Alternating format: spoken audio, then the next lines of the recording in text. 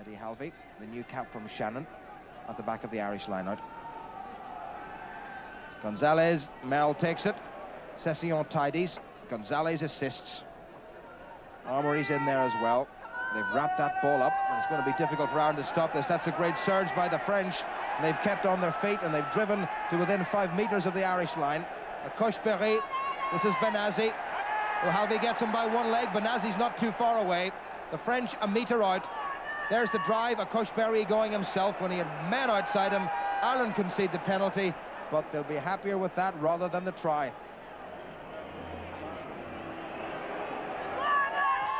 Leisurely stroke, and this time it's good. And with just over 25 minutes gone, Emile Ntamak has put the French ahead by 3 points to 0, and all that French pressure is just starting to pay off, and the forwards are rumbling ominously.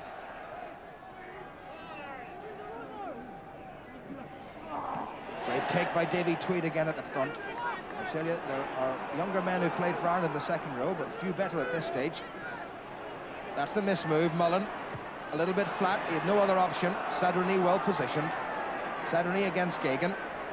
Frank Meynell getting an outside Fulcher. It was put down by Kingston, and Meynell has made it available once again. Good work by the French centre and by the pack. Delague looking for the little flip. Benazzi on the charge, and Ntamak.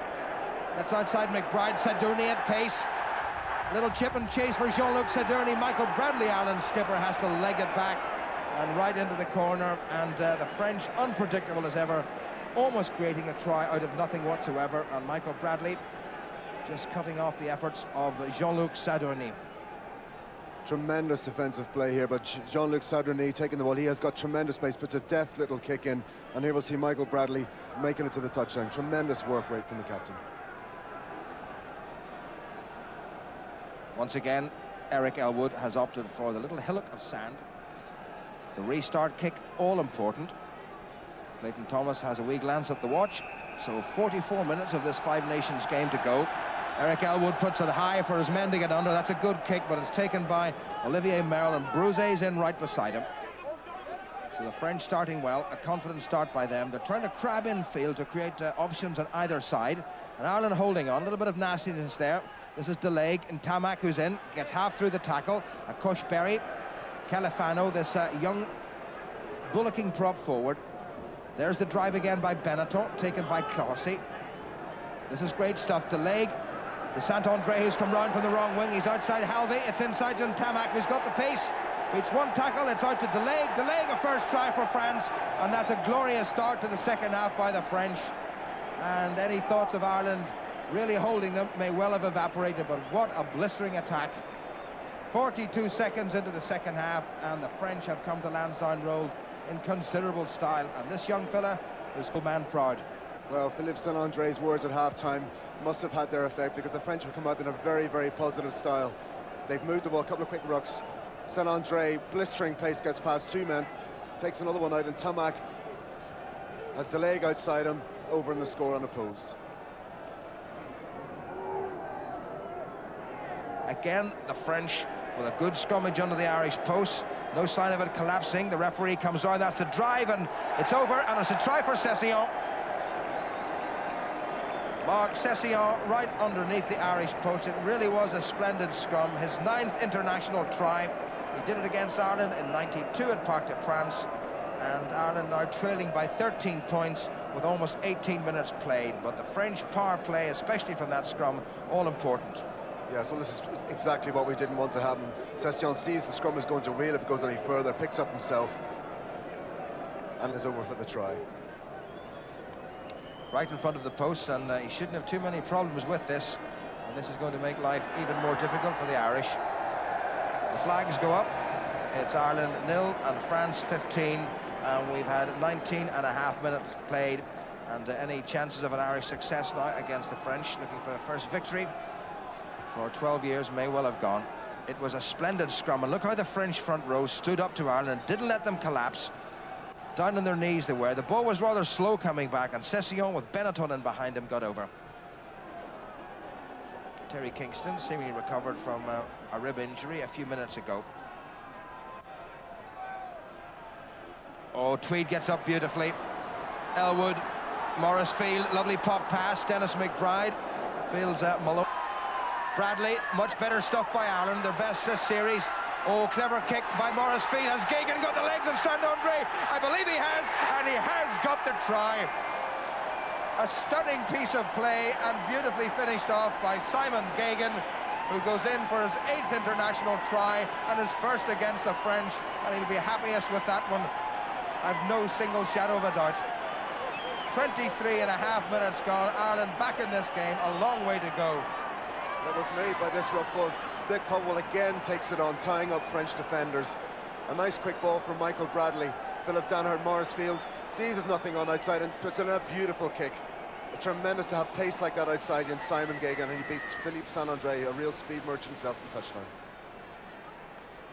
Again, it was the Irish pack who really seemed to have found their second wind. Nicely moved by Danaher. Now, great vision by Morris Field. Saint-André has been a top-class sprinter, and Simon Geoghegan made him look like a slow coach. But there really is nobody more quickly into their running than Simon Geoghegan. So Eric Elwood looking for his first international points of the season, and this is his first game. The wrong side of the field for him.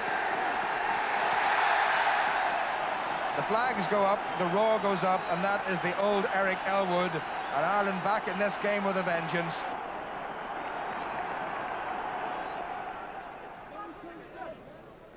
The game now in injury time. Guy Acoche-Perry, well controlled by the French pack. Sessillon, well, the back row move was called, but nobody was there. They've won it again. Acoche-Perry and Tamac, a lot of pace. Oh, wonderful. Inside one man, inside two. And Tamac with the final say. Staples holds him up. The French to finish off in style. The referee says no. 5-meter scrum, and, well, and Tamac did wonderfully well, but the Irish defence was very slack. The French section of the crowd booing. They thought the try was there. Yeah, Cosbury gets the ball, goes blind, and just cuts in off Niall Woods. And I think really that both teams know that this game's won by France, and a little bit of laxness creeping in the Irish defence. And Ireland just managed to hold him up, ball off the ground, scrum 5 to France. The French win it. Acoche-Perry back inside to Ntamak, going for it this time, and he's over, and the referee says that this time is the try. And the French have finished off this game and finished off Ireland's chances. And Ntamak does it again for France. Well, Tamac wasn't going to be denied a second time. Lovely Channel 1 ball out to Cosbury, and he has a danger at the base of this scrum. Breaks outside Tamac, feeds it back inside, and you can see he's all the help from his back row in Benazi, Sessillon, Benetton. Pull him over the line and get the try for him. Yeah, well done from Olivier Merle. That's one thoroughbred to a donkey. That's a good kick. Halvey underneath, well taken in by Kingston.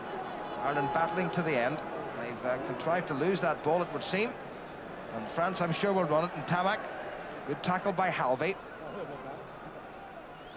Play on, says the referee. Acoche-Perry held in by an Irishman. Merle. Saint-André, the skipper. Again, that wonderful change of pace. They can hop off either foot. So many of these French three-quarters. Up to halfway, Acoche-Perry, Frank Meynell, again the change of pace. Nicely moved Acoche-Perry, the great Salah, can't get outside Geoghegan. Sedreny certainly can. Well, once again, the French putting everything into the last couple of minutes of a game here at Lansdowne Road to really emphasize the difference in superiority. Acoche-Perry, that's moved nicely wide. Benetton and Tamac for another try. It's out to Saint-André. Woods puts him down well. Saint-André is still there. The tackle wasn't made good. French still there, Benazi and Benetton, the two big men in the back row. Benetton trying to get over, Clayton Thomas well positioned. Desperate Irish defence, that's the try. Saint-André, the skipper, has nipped in right at the end, and the French victory is complete. We see a ruck formed here. Cosbury manages to get the ball away to Delague. Delague throws a long pass to Benetton, and Tamac has time and space. Gives the ball to the one-booted Philippe Saint-André. Hasn't really slowed him down, though. Saint-André is tackled and held, and you can see Benetton and Benazi both contrived to bring it closer to the Irish line.